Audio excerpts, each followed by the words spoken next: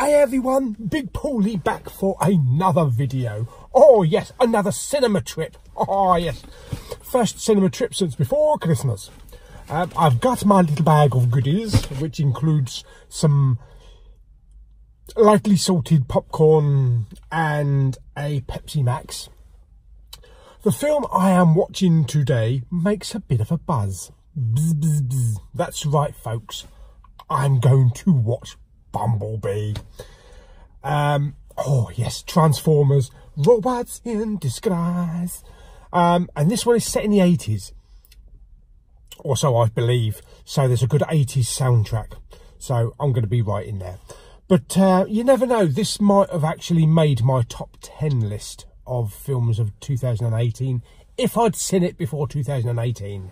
So I'll let you know my thoughts after we've seen the film. But let's get in the cinema. I've got about 20 minutes. Get my bum down on the seat and let's watch some big bumblebees.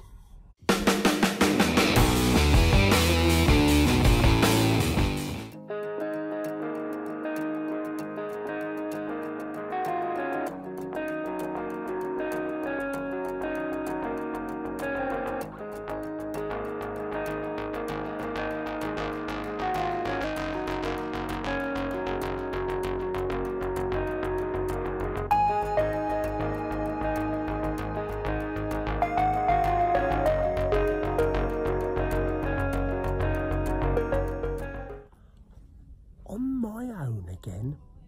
Surely not. Okay, so I just come out of the showing of Bumblebee. Bzz, bzz. What did I think?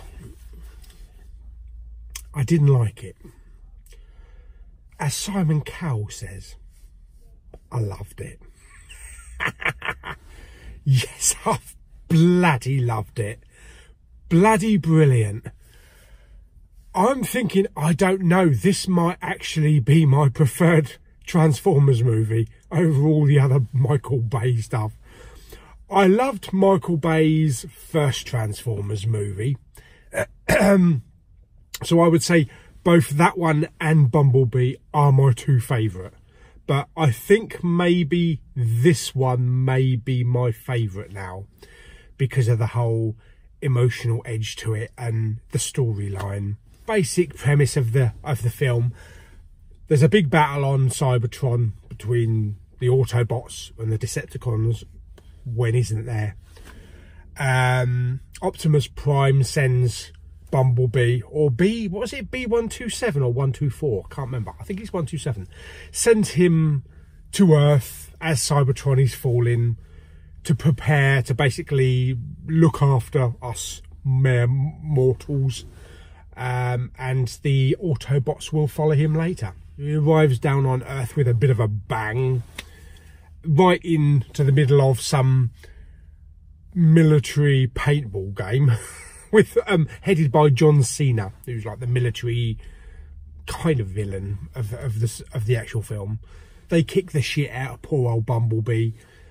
And the next thing we know is that he's sitting in Haley Steinfeld's uncle's garage, in his junk place, with a little cover over him. But yes, talking of Haley Steinfeld, is it Steinfeld? She was really good. I've never actually seen anything with her. This is actually the first film I've ever seen with her in. I thought she was a singer. Or maybe she is. Yes, very good, really good. She plays a moping, depressed teenager. There's not too many of them around, is there? As she's mourning the loss of her father, and she's trying to come to terms with it, while also coming to terms with living in this new family. While working in her uncle's junkyard, she discovers this car, becomes hers on her 18th birthday, and the adventure begins. The friendship begins between them. What I liked about it was that it was a film that really did have heart and emotion. A true friendship movie. It's a buddy-buddy movie. The thing about Michael Bay's Transformers movies is there is so much happening on screen. It's a cockfest, basically. It's who's got the biggest Transformer. And there's so many battles. It's so loud. I do enjoy the first film, don't get me wrong. It's just Michael Bay grabbing hold of anything he can and throwing it at us, whether or not we've got time to breathe before the next scene. Just blow any kind of shit up. That's basically it. Now, this film was executive produced by Michael Bay and Steven Spielberg, but directed by a completely different director, and it was a really good prequel. That's all I can say. I love the way Bumblebee got his name. Much better than, what's your name? Han. Who are your people? I'm alone. Oh, I know. I'll call you Solo. Yes. It's a much better way that they gave Bumblebee his name. You sound like a little bumblebee. Perfect. Absolutely brilliant. There's some comedy moments, so many comedy moments in it, and they are really good. They're not over-the-top comedy trying to make your gut laugh, but they are nice little moments, tongue-in-cheek moments. Bringing in cassette tapes on vinyl into the mould because it's set in 1987, and Haley Seinfeld plays a character called Charlie, and there was a funny scene in her garage while she's trying to clean up Bumblebee and fix him and all that kind of stuff, teaching him about music and trying to get his radio working and all that kind of stuff. And she puts a Smiths tape in, spits it out. Puts a Rick Astley tape in, couldn't spit it out fast enough. Never gonna give you up. Don't do that, Paul. Yes, so that was a really nice touch. That's what I loved about it. It was all these little 80s things. I know maybe for people that weren't born in the 80s, and maybe kids that are watching it now won't get a lot of these references and won't get a lot of this music. That's partly what I really did like about the movie, because it was a kind of a throwback to the 80s. And poor old Bumblebee obviously has to have his battles. So a couple of Decepticons come down and try to find him and try to destroy him and send a signal up back to Cybertron to bring all of the other Decepticons back. And I guess in a way you could probably watch this film and then go and watch Michael Bay's first film. So it's kind of the same way that you watch Rogue One and then you go and watch A New Hope. Kind of, I bet it leads in, even though there is a couple of decades difference. You can see how everything began in this movie. The music soundtrack was absolutely brilliant. Absolutely brilliant. The perfect mix of metal, pop, rap from the whole film. And a kick-in moment for me was hearing Bon Jovi's Runaway on the big screen, bloody loud. Wow, yes. If you don't know Runaway, stick on Bon Jovi's first album. It's a corker of a song with these beautiful keyboards. Don't do